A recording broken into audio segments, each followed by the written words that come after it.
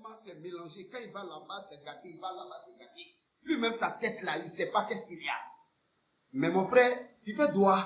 Ton intention là, il faut réformer. Inch'Allah, Allah va te montrer la vérité. En condition, si tu le veux.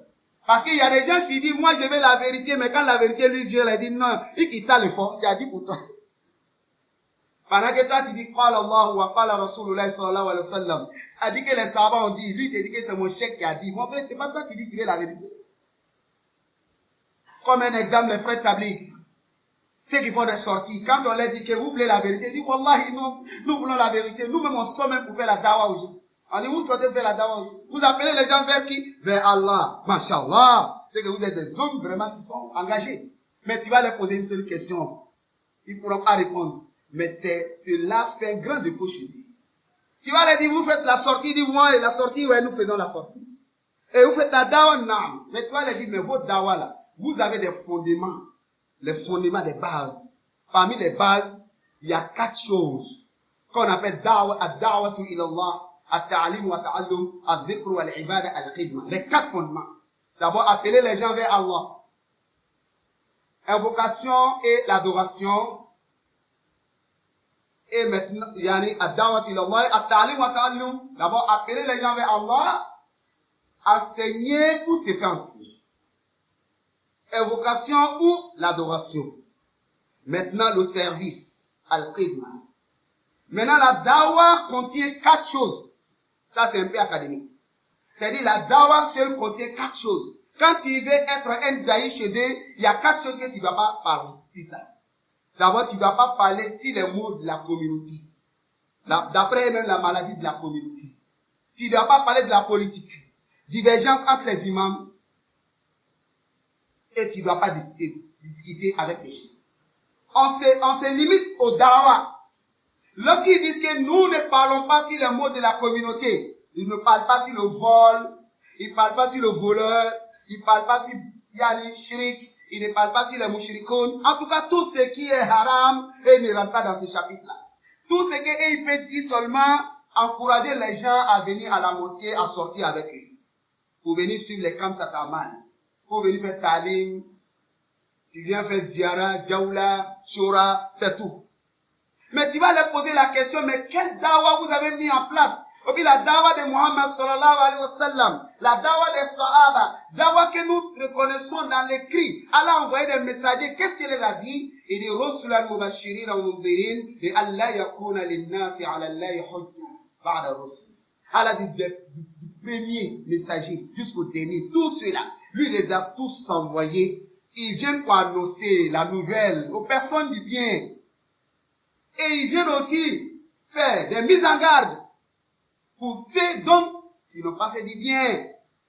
C'est-à-dire, ils viennent les parler de châtiment. Mais la dawa ici, Allah il nous donne 2 piliers. Vous avez pris un, vous avez abandonné l'autre. Maintenant, raison maintenant de ces gens-là, ils mettent dans leur tête, si vous parlez trop des défauts des gens, les gens ne vont pas vous aimer, ils vont vous chasser.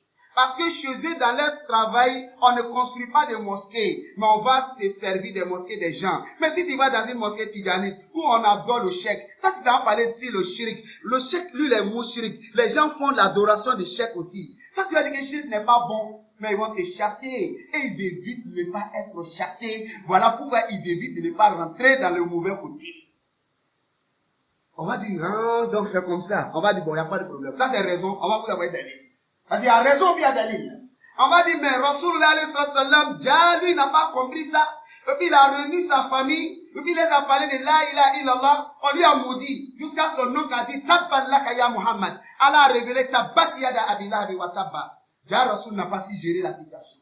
Si il pouvait faire comme pour vous là, on n'allait pas le chasser de la Mecque. On n'allait même pas lui dire qu'il est comme ça. Déjà, vous avez aujourd'hui la méthode même pour montrer le défaut même des prophètes. Jusqu'à vous êtes là avec les innovateurs, vous êtes là avec les mouchrikoun, ils sont d'accord avec vous, et Rasulullah alayhi sallam a été combattu par ces gens-là. On va dire, qui est plus savant que Rasulullah alayhi sallam? Si c'est Dalil, c'est Rasul qui est plus savant. C'est que vos savants, que vous dites des savants là, c'est des tricheurs. Quittez derrière ces savants, suivez qui maintenant? Muhammad sallallahu alayhi wa sallam. En condition si vous voulez. Ils disent qu'ils viennent de l'île. Voilà de l'île. Si un tabligh accepte de quitter derrière ses cheikhs pour suivre Rasul sallallahu alayhi wa sallam, ils vont le chasser aujourd'hui. Aujourd'hui que je te parle. Ça, je te le dis. Dalil, les premiers, il n'a qu'à venir dans une mosquée des innovateurs ou dans une mosquée tidjanite. Vous savez qu'il n'écrit pas des mosquées. Toi, tu viens t'arrêter dans cette mosquée, tu commences à donner les paroles de Tawhid. Tu tapes sur le shirk, tu tapes sur les bidas. Les tidjanites vont te regarder, celui-là même, c'est un vrai tabligh. Parce qu'on ne connaît pas les daïs avec ces gens d'expression. Ça veut dire ça là, chez eux, tu es un homme qui est venu t'infiltrer. Pourtant, tu ne fais que dire ce qui te vient du Coran.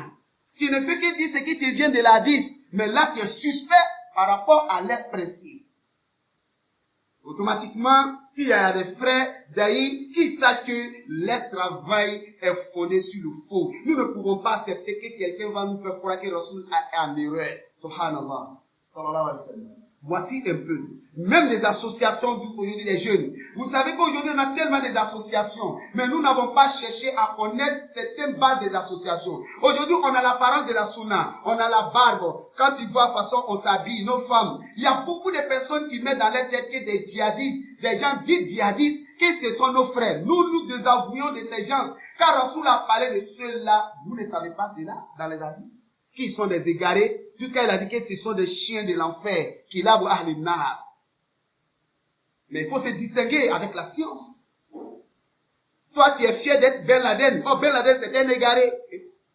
Tu es fier d'être un Moula Ouma. Moula Ouma, c'est un égaré. Ayman Zawari, c'est un égaré. Les Boko Haram sont égarés. État islamique, c'est des égarés. Les Shebab Somalis, c'est des égarés. Au nord du Mali, c'était des égarés. Ils n'ont pas de fondement qui est fondé selon les fondements des salafs. Mais l'apparence, c'est la barbe. L'apparence, ils attrapent la main. L'apparence, les femmes sont voilées. L'apparence, le pantalon est bien monté. Mais Rasoul a parlé d'eux. Comment il a parlé de alayhi sallam? Il dit, c'est des gens qui vont adorer Allah. Tellement ils vont adorer Allah, jusqu'à les sahaba vont négliger leur adoration auprès d'eux. C'est qu'il ne faut pas te laisser aller. Il a parlé des Khawarij. Il dit, yaqra'una al-Qur'an. Il dit, c'est des grands lecteurs. Il a dit encore, il dit aux Sahaba, tahkiruna salatakum ma'a salatihim, wa suyamakum ma'a suyamihim. Il dit, si vous priez auprès de ceux-là, vous-même les Sahaba, vous allez négliger vos prières. Si vous jeûnez en même temps que là, vous allez négliger vos jeûnes. Mais il dit, ce sont des gens qui se retirent des dînes, de l'islam, comme si tu mets flèche, si jubilé. De toute façon, ça sort pour tomber là, qu'ils sortent de la religion. Il a ordonné aux musulmans, si ces gens-là, si vous les trouvez, tuez-les. Il dit, les gens qui vont les tuer auront le paradis. Mais quand ces gens-là te tuent, toi, tu vas au paradis. Mais si toi, tu le tues, tu vas à l'enfer. Il dit, c'est parmi les morts sur la terre, ce sont ces gens-là. Après avoir dit que c'est des lecteurs, après avoir dit que c'est des grands jeûneurs, après avoir dit que c'est des gens qui prient fort jusqu'à les savoir négligent. Qu'est-ce qui a fait que tout cela les est arrivé? C'est la croyance, le dogme de ces gens est corrompu. Mais l'apparence est jolie. Mais comment on peut savoir cela? Il faut apprendre la science auprès des savants, soit aux étudiants de sciences.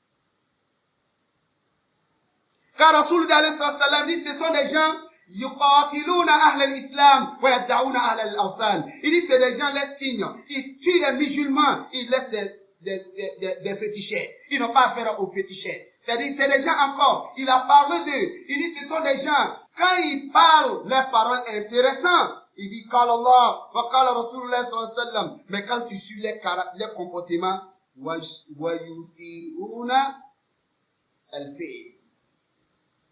Les comportements. C'est là que tu vas voir qu'ils sont gagnés. Mais les paroles, ils parlent d'Allah, ils parlent de Mohammed sallallahu alayhi wa sallam. Si ce n'est pas la science, il y a des associations qui cautionnent ça. Il y a des associations qui cautionnent ça. Mais comment connaître ces associations-là? C'est à travers l'idéologie de cette association.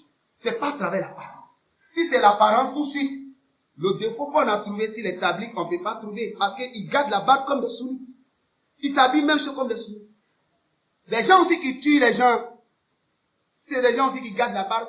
Mais qu'est-ce qui a été la cause de l'égarement? C'est le dogme. L'islam est reposé d'abord sur le dogme. Quand le dogme est corrompu, tout ce qui vient en haut là, c'est zéro. C'est le dogme. Quelqu'un, ta croyance est corrompue. Tu as une croyance kawarijite, fais attention. Tu as une croyance soufi, fais attention. Tu as une croyance chiite, c'est-à-dire rafidique, faites attention. Car toutes ces croyances, il y a des personnes qui ont ça, mais ils ne savent pas. Il y a certains qui ont ça, mais ils ne savent pas. Mais comment on peut le savoir? Il faut apprendre la science. Chercher à connaître. Voilà la raison pour laquelle nous passons ici. Le français n'est pas aussi facile pour nous, mais c'est juste un message global pour dire que l'islam, c'est une religion, rien ne va changer de vie. Rien ne sera changé de vie. C'est l'individu lui-même, ça va dépendre de sa volonté. S'il a mesure de comprendre, Inch'Allah, là va lui donner le moyen de comprendre. Mais si tu veux autre chose, ça c'est notre problème. Si ta volonté n'est pas d'avoir le salut, ça c'est notre problème.